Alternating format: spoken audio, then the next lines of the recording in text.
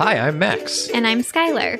Recently, we decided to start watching Bob's Burgers to see what it was all about. And it didn't take us long to become completely obsessed with the show. But one of the things we love the most about the show is the brilliant end credit sequences. Which is why we created this podcast. Each week, we're going episode by episode to talk about the elaborate end credits. We're excited to have you join us right here on Bob's Credits. We'll make sure the Bob's Burgers end credits get the credit they're due. All right! Chip chip-a-roo, my little weasels. Hello. I'm so glad you didn't take my fluffy butts, because we have fluffy butts to talk about today, and we are not talking about Biscuit, who has the fluffiest butt I've ever seen in my life. He really does. We should get a picture of his fluffy butt for the In his Thunder Instagram shirt. carousel. Oh, yeah, when it's really fluffy, and he is the original fluffy butt, and Tina should take it as a compliment. Agreed. But we'll get into all those things. I was just thinking real quick that anyone who's listening to this for the first time just heard like chip chip-a-roo, my little weasels, and I'd be sold. Fluffy butts, weasels. cool. Okay. We've got some business to attend to briefly before we hop into either Bob Pun or Max Pun or Skylar's sides. And that is that we have a brand new sponsor patron for these episodes coming up and coming at you.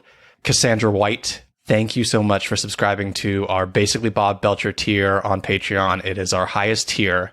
And officially becoming a sponsor of the podcast. Y'all, along with all of our patrons, but our sponsors really help us keep this podcast going. It means so much to us, and we are beyond honored. So thank you so much, Cassandra. And Cassandra White, I got to say the full name because you have to have your name burger punned right now. So moving forward, you will be known as the Cassandwich Rye Burger. A rye sandwich. It's also giving me Tina's sandwich Oh yeah, vibes, yeah, which Or I love. It could kind of be like a patty melt with like rye bread. Oh, that's a classic. Yeah, I think I Bob love would it. have fun making that. So thank you so much, Cassandra. If you're listening and you'd like to have your name burger punned right here on the show, you got to go to our Patreon, patreon.com/BobsCredits. Any tier will get you the name, the burger pun name right here. But there are all sorts of different things you can enjoy on Patreon, along with we have close to 50 bonus episodes over there. We sure just do. waiting for you. Yes. And every tier gets most of those too. So yeah, just head on over to Patreon if that's your thing. Max, are you ready? I hope you know that people can hear you drinking your coffee right now. You do it so gingerly. I got so nervous because I picked it up and started drinking it as you started asking the question. I know that I've got a line that comes right after. It's like, I better drink this quick and gulp it. That's why you were nervous? Oh, Do you not remember when you spilled your coffee all over the recording studio? Of course I remember that. Oh, anyway, are you ready for Skylar Sides, the fun facts before the fun facts? Dish it, girl. You know, when it comes to Bob Belcher, as a father, I am a fangirl. Major fangirl. I am too. That being said, recently in an interview with Cracked, H. John Benjamin revealed that Bob Belcher inspires him to be a better father himself. No. Yes. No. Yes. Okay. I mean, come on. He said, and I quote, "I've said this before, but Bob's a better dad than I am. But I like that motivation. I'm always striving to be a little bit more like Bob. Bob's not a cynical man. He's very grounded and down to earth. He earnestly loves his family. Not to say that I don't, but there's a nurturing quality Bob that I like playing. Sure, he's sometimes annoyed by his family, but he's also amused by them, and he's very much a part of their lives. Those are good qualities in a dad. That and growing a mustache." Of course. Classic line at the end there. But yeah, I agree with all those things. Bob inspires all of us. He does. And H. John Benjamin revealed this story about how when his son was doing tournament basketball that he got way too intense and that he regrets that and he wishes that he kind of had Bob to be his inspiration during that part of his father journey. He said, I noticed this way too late, but playing Bob helped me pull out of that. Bob has that unique ability to appreciate his kids from a distance and let them be who they are. Let it play out and let them fail and make their own mistakes. That's it for me. It's true. I think Linda and Bob, as much as they like struggle in the show and like even have the moments where they're just chatting without the kids about, are we doing things right? They're phenomenal parents. They let those kids thrive. Yeah, I was asking actually one of our patrons the other day.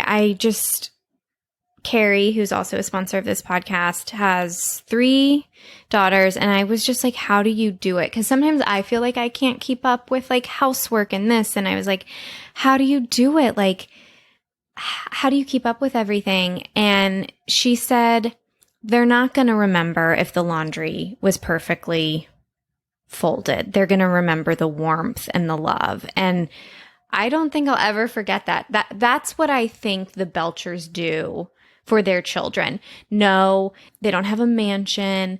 No, they're not perfect. They make mistakes. Maybe someone coming into this world wouldn't be like, oh, these are ideal parents, but to me they are. And that's what's so special about Bob's Burgers is that, again, this is a 30-minute animated show that's supposed to just be funny and stuff like that. But that is very apparent in the show. Like these characters have so much depth and this family has so much depth. And that's just is what makes this show special as opposed to so many other shows. Exactly. Especially, we talk about this a lot, but especially animated family shows. Yeah. I did want to talk about Bob Belcher and H. John Benjamin just a little bit more. Oh, I want to talk about them 24/7. Yeah. All day. From the same interview, Bob has evolved into this beloved father. He's evolved from the pilot, from season 1. And I thought it was very interesting because H. John Benjamin describes himself more as like a cynical person. But Lauren Bouchard and H. John Benjamin revealed this. Lauren's intent with this show was always that it would be earnest and loving. So I'm going to read you another quote. I can't take full credit for the character. I can take credit for the voice, but there was a lot of molding of Bob into something a lot less cynical than what I would have done myself. I'm very comfortable with it now, but I'll still occasionally get a note from Lauren saying less mean. Oh, I love that. Don't you love that? Yeah. And then just to top off this Skylar sides, there is something that is quoted among all Bob's fans, and it is that line, I love you, but you're all terrible. And I think Bob says this, definitely the first couple episodes. In the pilot. In the pilot. Yeah. And so H. John Benjamin said to that, in the first episode, there's that iconic speech that Bob makes where he says, I love you, but you're all terrible. But over the years, Bob has moved away from that speech. That was probably a relic of my attitude versus what the character needed to become. I don't think he'd call his kids terrible at this point. He might mumble a little bit, but he certainly wouldn't speak it aloud. I don't even think he thinks it. He admires his children, which is also a special quality in Bob. He gives them space and appreciates them for who they are. Yeah, that's true. And I posted not too long ago on our Instagram a side-by-side of a line from Bob from season 13 and that terrible line. And I'll put it on our carousel this week. I'll repost it, showing like the evolution of him calling them terrible. And then he says, Season 1, Episode 1, the full line is, all right, listen, you're my children and I love you, but you're all terrible at what you do here, and I feel like I should tell you. I'd fire all of you if I could. Brutal. And then in Season 13, Episode 18, which is Gift Card or Die Trying, he says, well, you guys have been working a little bit more not terribly lately. Some effort has been made, I guess. Growth. Growth, baby. Growth from Season 1 to Season 13. Well, season 13 is just like, oh, so much growth for everyone. All right. Are you ready for a little Bob Hunter Max pun? Yeah. Let's shake off all the earnestness. Yeah, let's shake it off. You got to focus here. This week we are doing pest control trucks. Fun. Are you ready for your first pun? I am. Your first pun is The Fly Who Loved Me. I don't know the pun. The Spy Who Loved Me. It's a James Bond movie. Oh, Bob's. Max, Shit. your next pun is Portrait of a Ladybug on Fire. Max. Yes. That's good. Damn, that's good, Max. Thank you.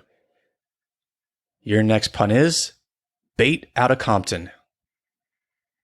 Max. Yes. And your final pun is Save the Last Ants for Me. Max. That's a Bob's. So 2.5 points for Skylar. No kisses, no blessies for Giacomo. No bless yous for Giacomo. Oh, now I got to put the no Wait. bless yous for Giacomo tweet in the carousel. It's the funniest. Can you read it for us? It's like the funniest thing I've ever heard. Yeah, let me find it. My favorite kid I ever taught when I was a swim teacher was this little 4-year-old Italian boy. One time he sneezed and nobody said anything, so he just went, "What? No bless yous for Giacomo?" Anyway, should we get into this episode? Yes. Styler. Giacomo, can we have the title and synopsis for Season 8, Episode 15, please? The title is Go Tina on the Mountain. When Tammy and the whole school starts calling Tina Fluffy Butt, Tina's determined to shed her label at the Wagstaff camping trip. Soon, the Hermit of the Woods inspires Tina to level up by climbing the dangerous Mount Windy Gap all alone in the rain. Jean and Louise, of course, round up the troops to save their beloved sister, Teagle. Meanwhile, Teddy pushes Linda and Bob to take advantage of their alone time, and so they self-tan and go to the Lizard Lounge, as one does when using a Miami Beach bronzer. This episode came out on April 22nd, 2018. It was written by Rich Rinaldi and directed by Tyree Dillahay. Tell me, Skylar. Tell me about this episode. Tell me about how you feel about it. I loved it. I do too. The strength of Season 8 continues.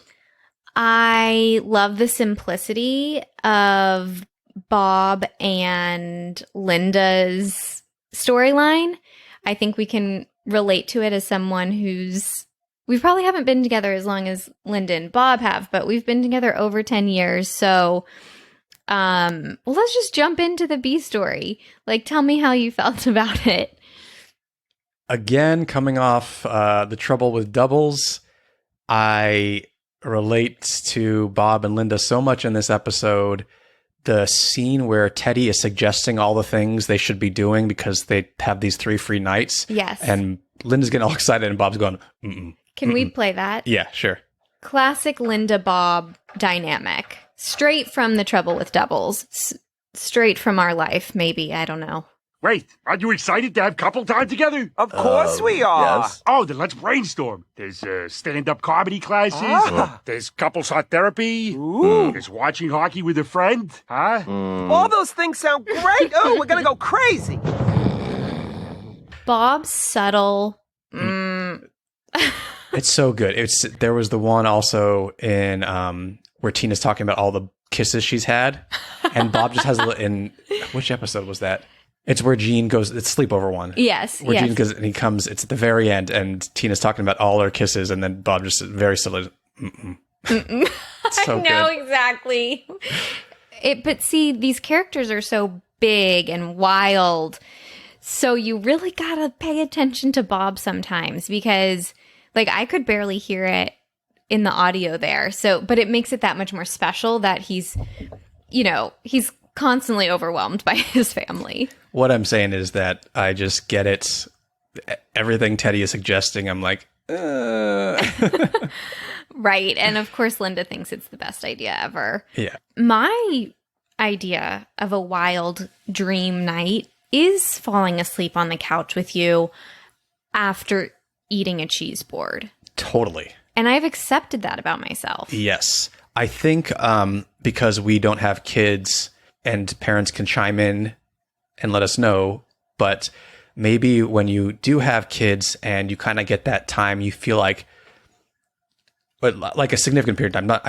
I'm sure every parent wants to just like rest in quietness that like first night. But if you have like they go to camp or something like that, I wonder if you like think you have to do all these things. Yes. Well, you want to get dressed up and you want to Yeah. Yeah. Skylar and I are here to tell you that it's overrated and to fall asleep on the couch with a cheese You plate. cannot speak. When is the last time you and I have gone to a cute little date night and gotten dressed up for each other? That's true. It's been a while and I do miss it. I miss it too. But we have to, the key is to, here's the secret. The key is to do that at like 5:30, 6 o'clock so you can come home and brilliant. do the falling asleep on the couch with the cheese plate thing. And the restaurants aren't too loud. Yes. I love it. It was so funny when we took your aunt out to dinner. Like, I hadn't had a date night with you in such a long time. And I felt like I was just turning it into a date night because you looked so handsome. I was like, let me take a picture of you with your martini. I was like, you look so handsome. I was like, doesn't he look handsome? Do you have that picture? I do. Of course I do. Maybe we'll put that in the carousel. The olive matched The one your time, green yeah. shirt, and you look so good in green. Yeah. It brings out your eyes. Oh, thank Anyway, you. so, and I had makeup on for the first time in forever. Anyway, back to this episode. I love the bee story. The self tanner is so funny to me. Just like the perfect little bee story. Yeah, I love the like little dive bar they go to and they bring everyone home. That is my nightmare. Yeah, I agree. I love that they were eating linguine. Apparently. Don't I you love think like that. drunk Bob would be like, you go home with drunk Bob and Bob just pulls everything out of the fridge and starts making these fancy things. Drunk cooking Bob. No inhibitions. Oh my gosh. Love it. All right. So the A story is very big. The kids are, I'm calling it a camping trip, but it's like an outdoor education cabin situation. Yeah, it's so funny because we just did over on Patreon one of our draft episodes where we picked like the best characters for like a summer sleepaway camp. And I'd completely forgotten about this episode. I feel know. like it would have helped us so much, but I kind of liked the teams we picked. me too. Yeah, it just would have made for some really funny drama.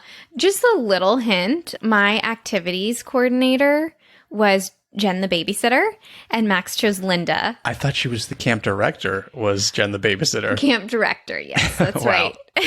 right. What a camp. If you want to listen to that episode, it's a play-along episode. You get to chime in. You know where to find it. Okay, so this episode, you know I love a rainy episode. You know I love a Tina finding her power episode.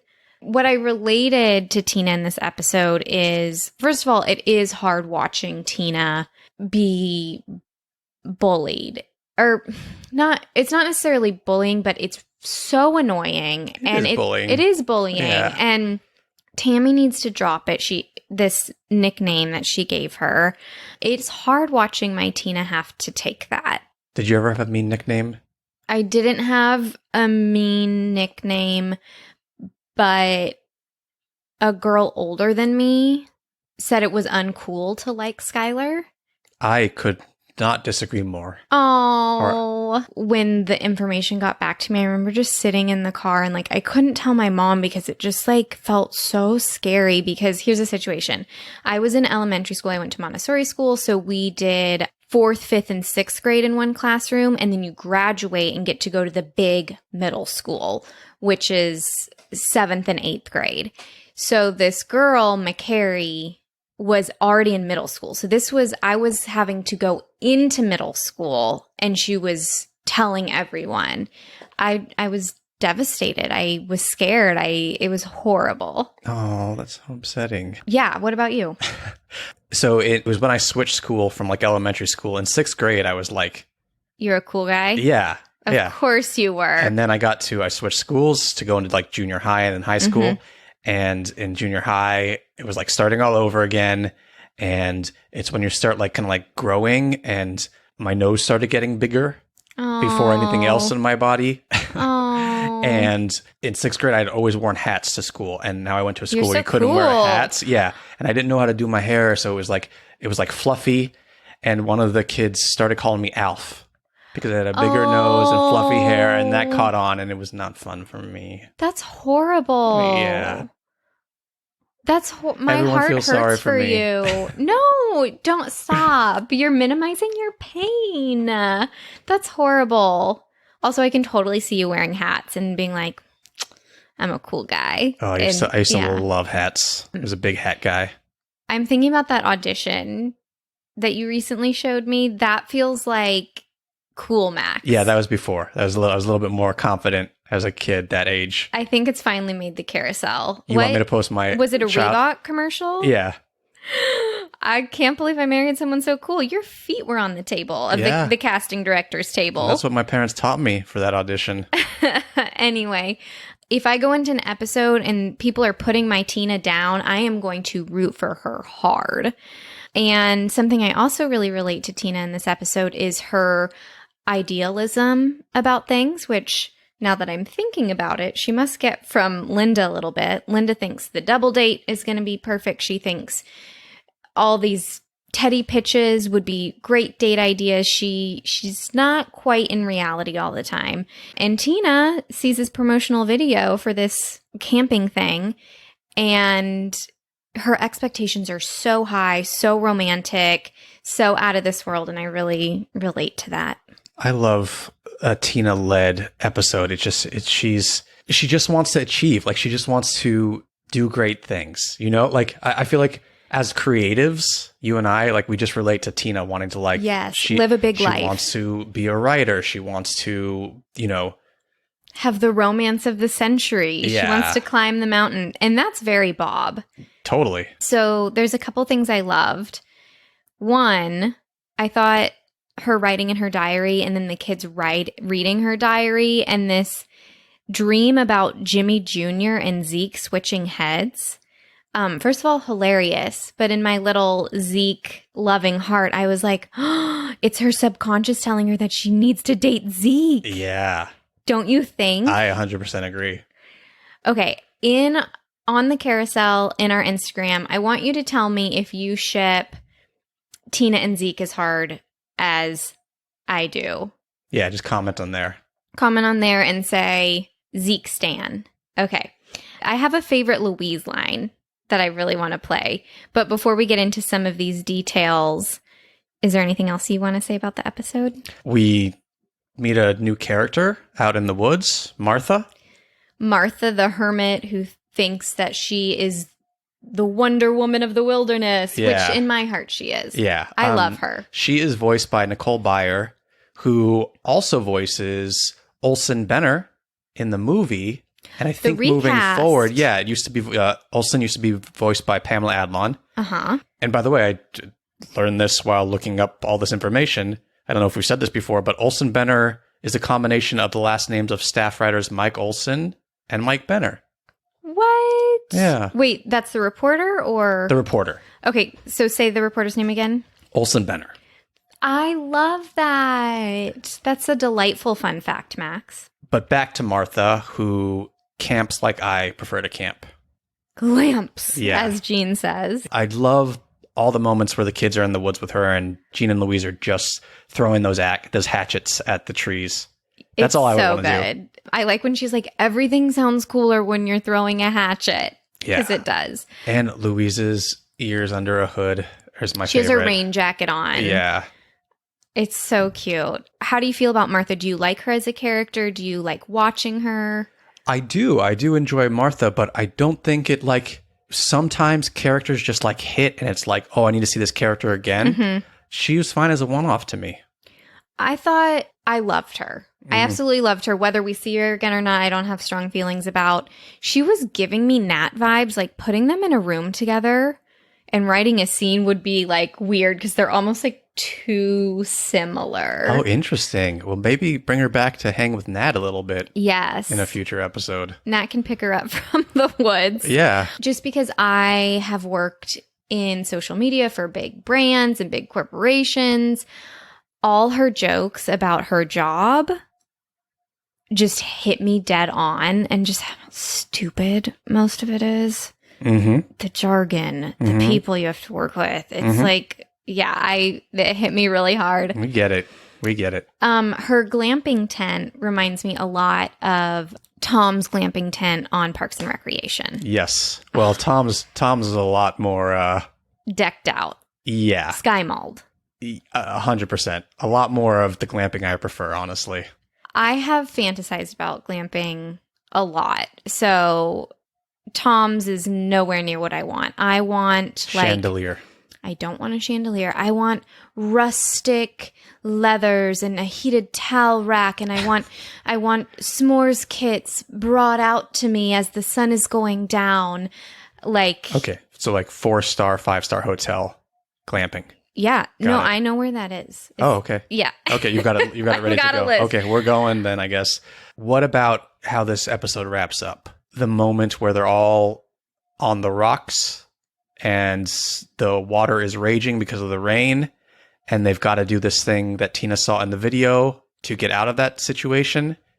Terrifying to me because it looks like they would slip, but because it's a cartoon, it all works out. Exactly. I love this moment. I love the lesson learned.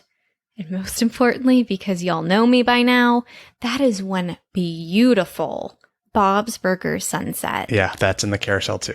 Remind me of the lesson, because when we were watching it yesterday, I was like, this lesson is so good, but I forgot it. You just try things and you'll achieve it.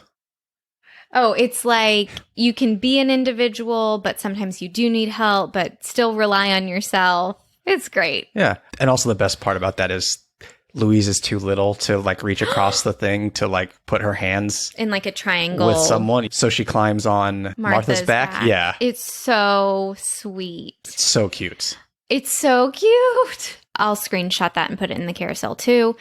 I had my favorite Jimmy Jr. moment in here. Oh, really? Do tell. It is so subtle. The kids are like, we have to go save my sister. And Jimmy Jr. goes, where is she? Like, there's actual worry in his tone. And it was really, really sweet, really fast, and really subtle.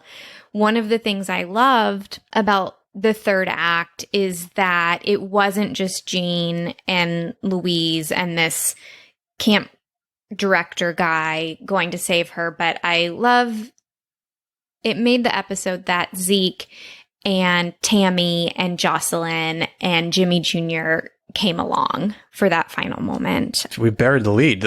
So much Jocelyn in this episode. Which brings me to this. I'm bringing back a franchise. Did Jocelyn make you giggle in this episode? Wow, it's been a while, and 100% Jocelyn did. I love Jocelyn so much. Can we play my favorite scene? Oh, please. My favorite Jocelyn scene from this episode. I will kill you if I die out here, Fluffy Butt. Me too. I don't want to die in this jacket. Really? I think that jacket's cute. You do? Totally die in that jacket. No, I want to die in it. I love it. I love it so much. She's so one of the, what are they called in Mean Girls? How do we not know this? The plastics. The She's one of the plastics. Yeah, it's so great. Anything else you want to say about this episode? Or should we get into the end credits? Let's get into the end credits. Okay. The last little moment before the end credits begin. The kids have returned from this school field trip thingy, and mom and dad are still in recovery from their wild night out, and the kids are onto them. Did you throw a party while we were out of town? Some kind of tanning party? A party?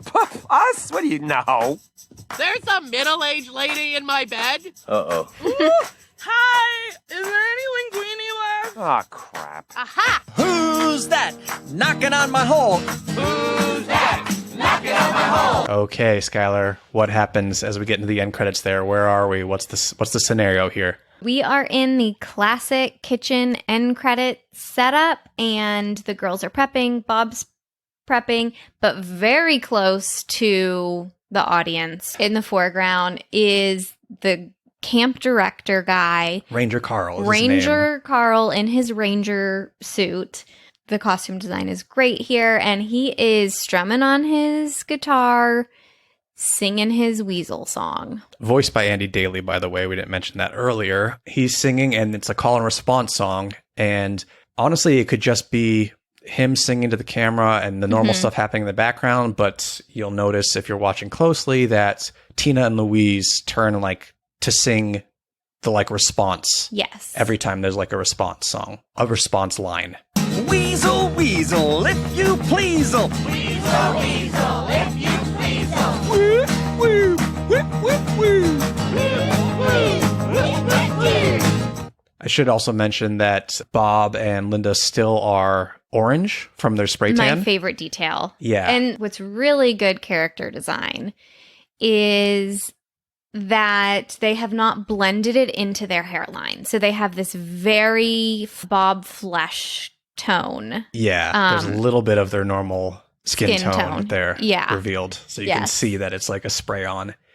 And one of my favorite details in this, that even the woot woos in the song, you can see like Tina singing those woot woos when they're supposed to call in response. I also want to say that if you just focus on the audio, you definitely hear Gene in there and some other kids. I can't quite make it out, but we're getting big old mess hall camp vibes.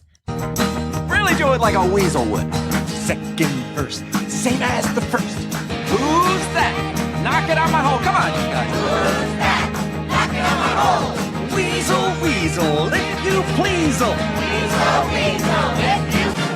So we get kind of like this actual like radio version playing underneath it almost. Like, ooh, yeah, I would listen to that. I would listen to that. I much prefer it than Ranger whatever his name is. I wonder if that like if there's a version out there that is kind of like just has that part I don't that I know. could track down, but maybe I'm sure some producer has it somewhere. I love that. And that's something really special about the end credits that maybe you wouldn't notice if you're just passively watching them, which we do not, is that often they'll do a basic in-world version of the song, but the second half of the end credits, they have really amped it up, or they've done a mashup of the song, and that is really special. And what happens at the very end there? We have Gene walking across his normal right to left. And as I screamed in Max's face, that's a little dramatic. It's very dramatic. A little dramatic. Turn at me and scream in my I face. said, he's wearing his rain jacket, because I love the kids' rain jackets. Yeah, and he's carrying the little weasel from camp. Which we should say, his weasel song, the Rangers' weasel prop was all planted in Act 1 of the episode. Lyrics, even though they're pretty easy to understand here, is who's that knocking on my hole? Weasel, weasel, if you'll please'll. Woot, woot, woot, woot, woot. Really do it like a weasel would. Second verse, same as the first. That's classic camp stuff. Yeah. Should we just jump into scoring them? Well, I want to know how you feel about the song quickly. It's so funny. I want to hate the song, but I can't help but like tap my foot and my hand to it, which is how I think a lot of camp songs are, honestly. I am exactly where you are. Yeah, when I went to camp, I would like try to like be cool and be like, I don't like this song, and then by the time camp was over, I was singing them at the top of my lungs. Cut to you in the car with your parents, not shutting up, just singing the song the whole way home. Exactly. Yeah. So let's score. We score on a scale of 1 to 10 H's at the end of Tina's I am gonna give these an 8 H's. I'm going 7.5. Okay, I was lingering around there. I think I went up a little bit higher just because of Gene at the end makes me happy. The girl singing along. Yeah, that was an amazing detail. Yeah, and Bob and Linda in their sun tanning. Oh, and that little like real version of the song underneath really kind of bumped it up a little bit for me. What would have set this over the edge for me is that woman who ended up in Gene's bed eating linguine through the window. Like, Bob's like, come downstairs, I'll make you some more linguine. Oh, that'd be great. Yeah. That spray tan is going to be all over everything, just FYI. Yeah, I'm surprised it wasn't. It's like when Tobias paints himself blue on Arrested Development and just blue paint everywhere. Yes. Those are the end credits to Go Tina on the Mountain. Thank you, everyone, for listening. Normally we promote all of our socials and stuff like that here, but we did that plenty. So all I want to say is please leave us a review wherever you listen to these episodes. It helps us out so much. It really, really does. And if you've been listening and you enjoy us and you want to support the show, that's a great way to do it. And it means the world to us. It sure does. Anything else you want to say before we get out of here? Stay Weaselly. There you go.